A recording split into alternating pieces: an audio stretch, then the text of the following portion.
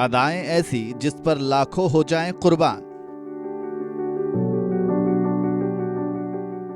आवाज ऐसी जो लोगों को कर दे मेहरबान।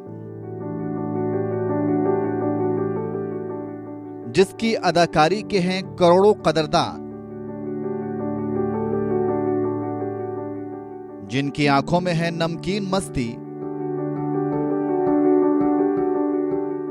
और उसके मस्ताने भी हजारों हैं।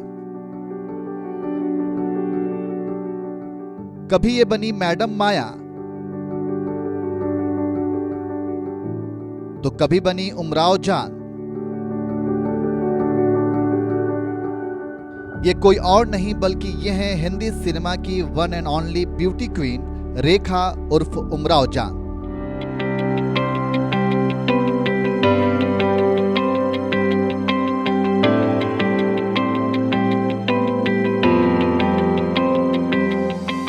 हिंदी सिनेमा में ब्यूटी क्वीन के नाम से मशहूर रेखा किसी पहचान की मोहताज नहीं है।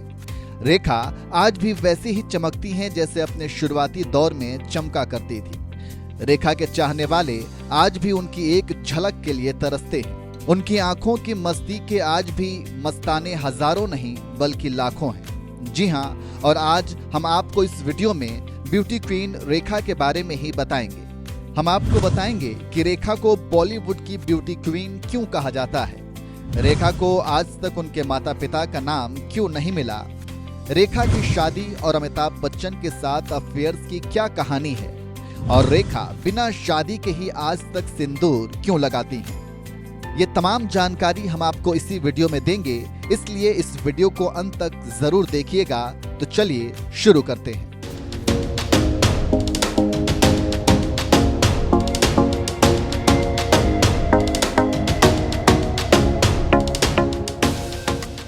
रेखा की पैदाइश 10 अक्टूबर 1954 में हुई थी।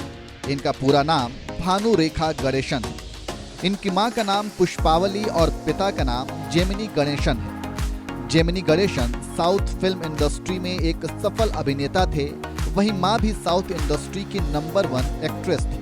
मतलब स्टारडम रेखा को विरासत में मिली थी, लेकिन रेखा ने अपनी मेहनत और लगन से इंडस्ट्री में अपना खुद का नाम बनाया और यहाँ तक पहुँचने के लिए रेखा ने बहुत कड़ी मेहनत की। रेखा का जन्म भले ही स्टार किड के तौर पर हुआ था, उनके माता पिता साउथ फिल्म इंडस्ट्री में बहुत बड़े नाम थे, लेकिन रेखा को कभी भी वो नाम नहीं मिल सका जिसकी वो हकदार थी। दरअसल साल 1954 में उनके पिता गणेशन और मां पुष्पावली के अफेयर की खबरों ने खूब सुर्खियां बटोरी थी। जब पुष्पावली एक बेटी की बिन ब्याही मां बन गई थी और उन्होंने अपनी बेटी का नाम भानु रेखा गणेशन रखा था, लेकिन समाज ने भानु रेखा गणेशन को नाजायज औलाद जैसा नाम दिया, जो आज के समय की बॉलीवुड क्वीन के नाम से मशहूर रेखा है। रेखा के पिता पहले से ही शादीशुदा थे और उन्होंने कभी भी उनकी मां को पत्नी का दर्जा नहीं दिया था। यहां तक कि जेमिनी ने रेखा को अपनी बेटी के रूप में नहीं स्वीकारा था। रेखा ने भी जैसे जैसे होश संभाला, उन्हें पता चल गया कि उनके पिता का एक और परिवार है जिसे वो बहुत प्यार करते हैं। उसके बाद रेखा ने भी पिता से पूरी तरह से दूरी बना ली। यही वजह है कि आज तक रेखा अपने नाम के आगे सरनेम नहीं लगाती है।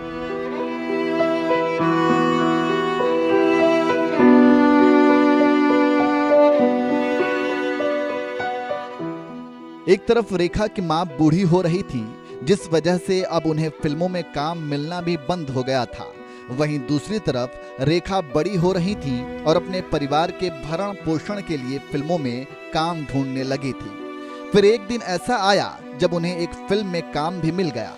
जी हाँ, रेखा ने महज 16 साल की उम्र में ही फिल्मों में कदम रख दिया था और उन्हें पहली बार साल 1966 में रिलीज हुई फिल्म रंगुला रतलाम में काम मिला। इस फिल्म में रेखा ने बतौर चाइल्ड आर्टिस्ट काम किया था। इस तरह से रेखा एक तरफ परिवार के भरण पोषण के लिए फिल्मों में काम ढूंढती, तो वहीं दूसरी तरफ रेखा को समाज का ताना भी सुनना पड़ता था, क्योंकि उनकी मां पुष्पावली और जेमिनी गणेशन के रिश्तों को लेकर लोग पीठ पीछे खूब बातें भी किया करते थे। खैर, रेखा को छोटे मोटे रोल तो मिल रहे थे, लेकिन उन्हें एक बड़े किरदार की तलाश थी जिसे वे अपना नाम बना सकें, और इस तरह से वो दिन भी करीब आ ही गया।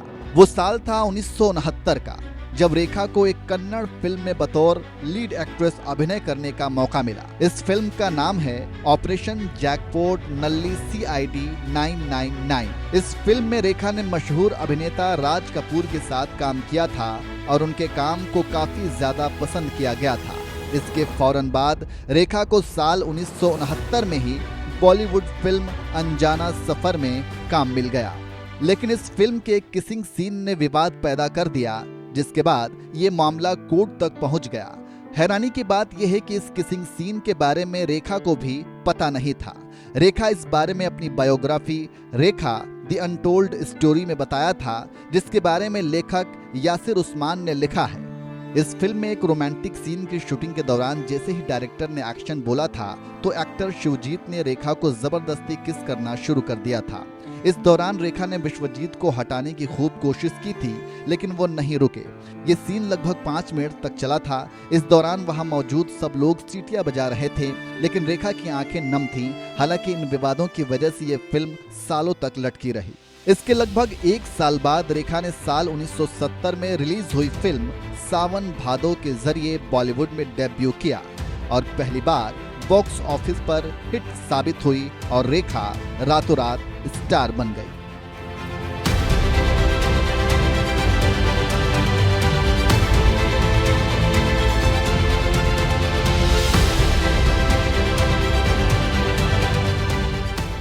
इसके बाद रेखा साल 1976 में आई फिल्म दो अनजाने में अमिताभ बच्चन के साथ नजर आई। इस फिल्म में दर्शकों ने रेखा की एक्टिंग को तो सराहा ही, इसके साथ साथ अमिताभ बच्चन के साथ उनकी केमिस्ट्री को भी फैंस ने खूब पसंद किया।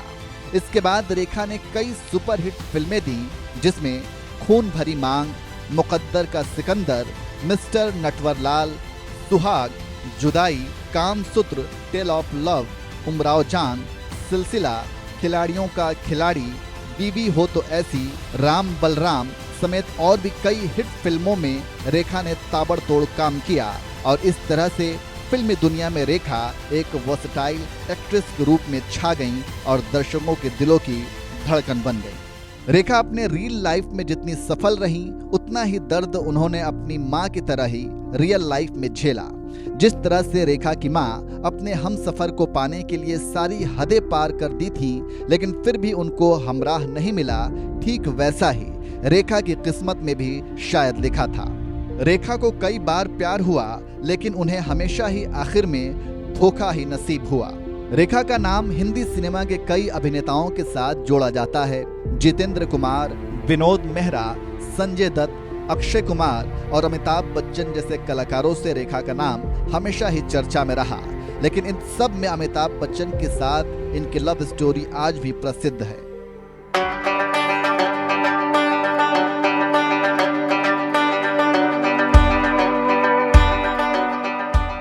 साल 1976 में फिल्म दो अनजाने के सेट पर पहली बार रेखा और अमिताभ बच्चन की मुलाकात हुई थी।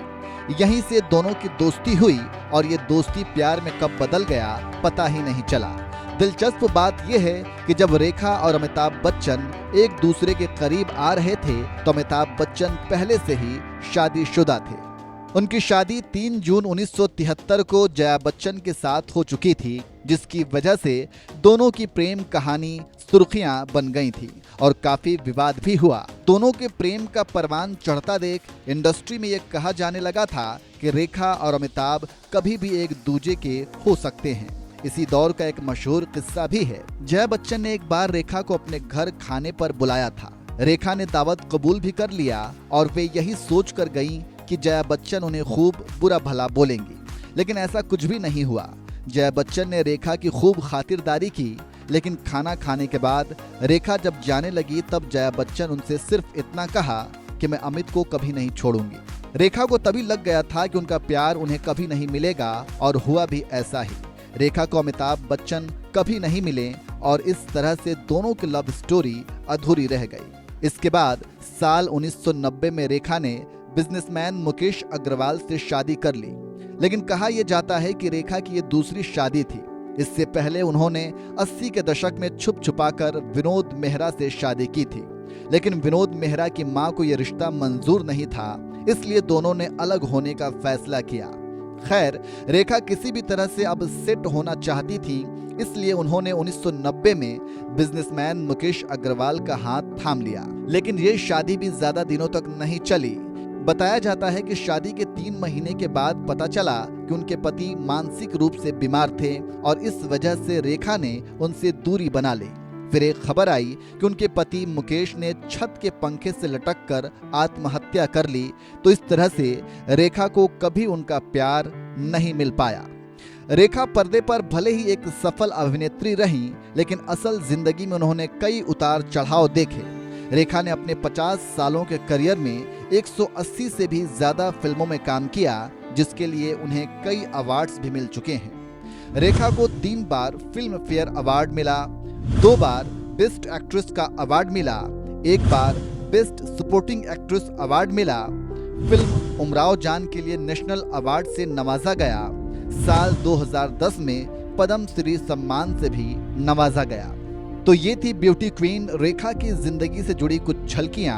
उम्मीद है कि आपको ये स्टोरी अच्छी लगी होगी।